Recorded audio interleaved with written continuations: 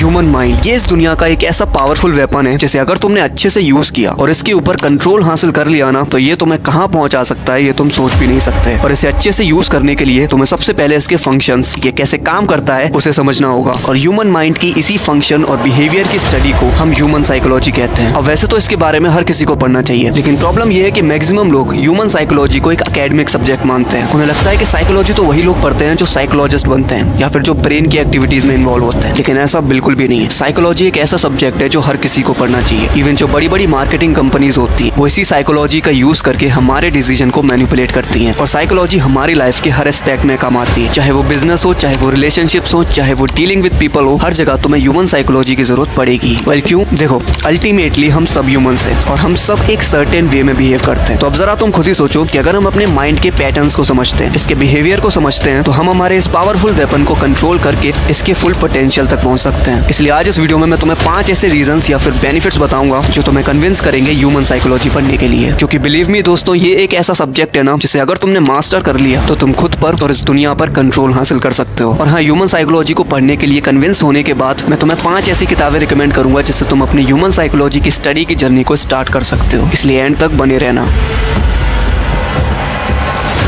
Reason number 1, to understand ourselves. Human psychology पढ़ने से हम हमारे थॉट्स, इमोशंस और बिलीव्स के मिरर रिफ्लेक्शन को देख पाते हैं। हम ये समझ पाते हैं कि हम जैसा बिहेव करते हैं वो क्यों करते हैं। और ये चीज बड़ी ही पावरफुल है, क्योंकि अगर तुम ये समझते हो कि तुम किसी भी सिचुएशन में जो भी एक्शन लेते हो वो क्यों लेते हो, क्यों ऐसा बिहेव करते हो, तो तुम नेक्स्ट टाइम अपने बिहेवियर को कंट्रोल करके उसे पॉजिटिव डायरेक्शन में भी ले जा सकते हो। नहीं समझ में आया ना? फटोरो मत, चलो एग्जाम्पल से देखो। हम में से मैक्सिमम लोग घर पे तो शेर बन के कुछ भी बोल देंगे, लेकिन जब बारी आती है स्टेज पर कई सारे लोगों के सामने बोलने की, तो हमारी बोलती बंद हो जाती है। और इसके पीछे कई साइकोलॉजिकल रीजंस हैं। तो अब इमेजिन करो कि अगर तुम उन रीजंस को समझते हो, तुम ये समझते हो कि स्टेज पर जाने से तुम्हारे ब्रेन में क्या बिहेवियर पैदा होते हैं, तो नेक्स्ट टाइम तुम इस चीज को कंट्रोल भी कर सकते हो। और सिर्फ यही नहीं, अगर तुम अपने दिमाग के पैटर्न्स को समझते हो, खुद को समझते हो, तो तुम अपनी इस लाइफ को चेंज भी कर सकते हो। और मैं ये हवा में नहीं कह रहा हूँ। ओफ्रा विनफ्रे, जो एक फेमस अमेरिकन होस्ट और एक टेलीविजन प्रोड्यूसर है, इनका बचपन काफी चैलेंजिंग रहा था और सालों तक ये डिप्रेशन में भी रही है। लेकिन ह्यूमन साइकोलॉजी के कुछ प्रिंसिपल्स की मदद से इन्होंने अपनी लाइफ को पूरी तरह से चेंज किया है। और इंटरनेट पर तुम्हें बहुत सारे एग्जाम्पल्स ऐसे मिल जाएंगे जहां पर ह्यूमन साइकोलॉजी की मदद से लोगों ने अपनी लाइफ चेंज की है। Reason number 2, to become emotional intelligent. हम ह्यूमंस एक इमोशनल एनिमल्स हैं जिसमें कई सारे इमोशंस भरे पड़े हैं। और हम अपनी लाइफ में क्या और कितना अचीव करेंगे ये इस बात पर डिपेंड करता है कि हम अपने इमोशंस को कैसे यूज करते हैं। क्योंकि हर रोज हमें कई सारी ऐसी सिचुएशन से डील करना पड़ता है जहां पर हमारे इमोशंस हम पर हावी हो जाते हैं और हमसे वो करवाने लगते हैं जो हम लॉजिकली तो नहीं करना चाहते, लेकिन इमोशंस में बहकर कर जाते हैं। फॉर एग्जाम्पल, जब सुबह जल्दी उठना होता है और अलार्म बजता है, तो लॉजिक तो कहता है कि उठ जा, लेकिन इमोशंस कहते हैं सो जा बाबू,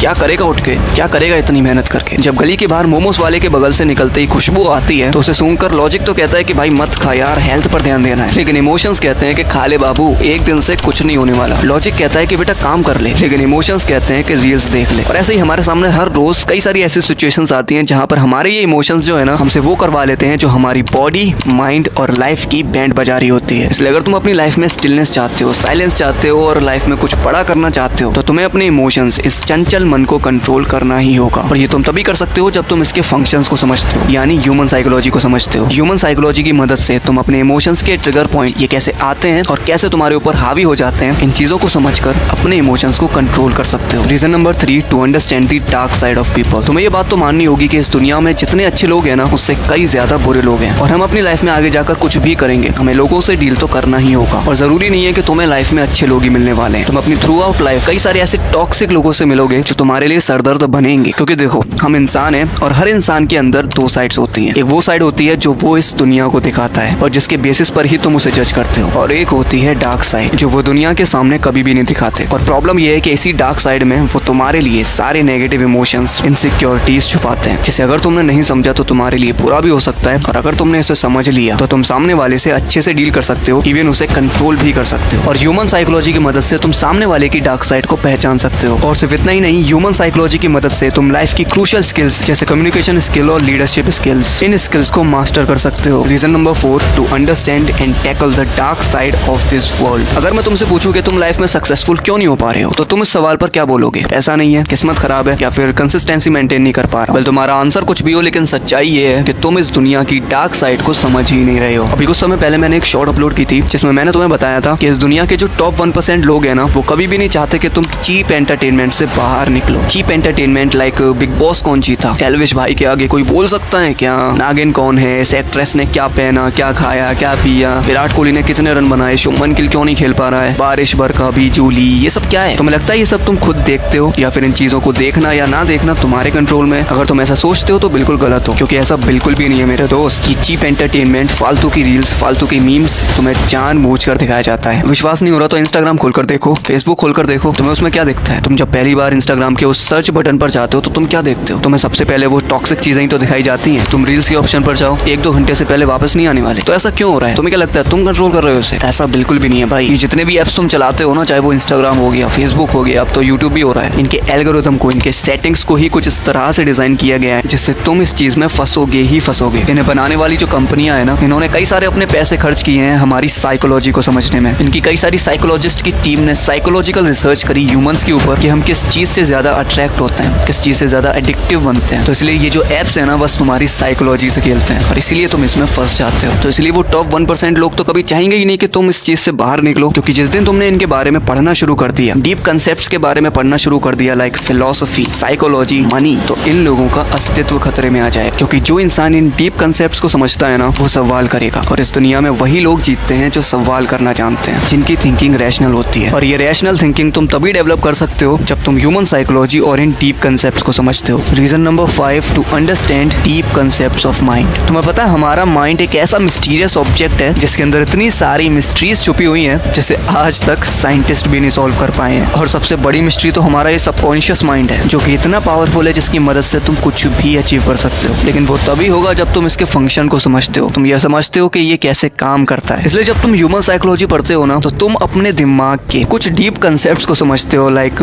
पावर ऑफ विजुअलाइजेशन, जिसकी मदद से ही तुम सबकॉन्शियस माइंड की पावर का यूज कर सकते हो। What is sixth sense, the power of dreams, and the most powerful, the mystery of sex transmutation. अब तुम बोलोगे कि यार यहाँ पर सेक्स कहाँ से आ गया, ये तो पूरा फिजिकली होता है ना। लेकिन ऐसा बिल्कुल भी नहीं है। तुम्हें पता है सेक्स जितना फिजिकल है ना, उससे कई ज्यादा मेंटल है। ये एक ऐसी एनर्जी है जिसे अगर तुमने फिजिकल से मेंटल की तरफ ट्रांसफर करना सीख लिया ना, तो ये तुमसे बहुत कुछ करवा सकती है। इस दुनिया के जितने भी ग्रेट अचीवर्स हैं या ग्रेट लीडर हुए हैं, उन सभी ने इस आर्ट को सीखा है। चाहे फिर वो विवेकानंद हो या फिर अब्राहम लिंकन, मोहम्मद अली हो या फिर स्टीव जॉब्स, महात्मा गांधी हो या निकोला टेस्ला, इन सब ने अपनी ग्रेटनेस को अचीव करने का राज ना सेक्स ट्रांसम्यूटेशन को ही बताया है। वेल, ये टॉपिक थोड़ा सा बड़ा है, इसलिए बाद में कभी डिटेल में बात करेंगे इसके बारे में। तो यही थे वो 5 रीजंस जो तुम्हें कन्विंस करेंगे ह्यूमन साइकोलॉजी पढ़ने के लिए, और मुझे यकीन है तुम हो भी गए होगे। तो वेल, मैं तुम्हें 5 ऐसी किताबें बताने वाला हूँ जिससे तुम अपनी ह्यूमन साइकोलॉजी की स्टडी की जर्नी को स्टार्ट कर सकते हो। Number 1, the laws of human nature by Robert Greene. Number 2, thinking fast and slow by Daniel कोलेमन।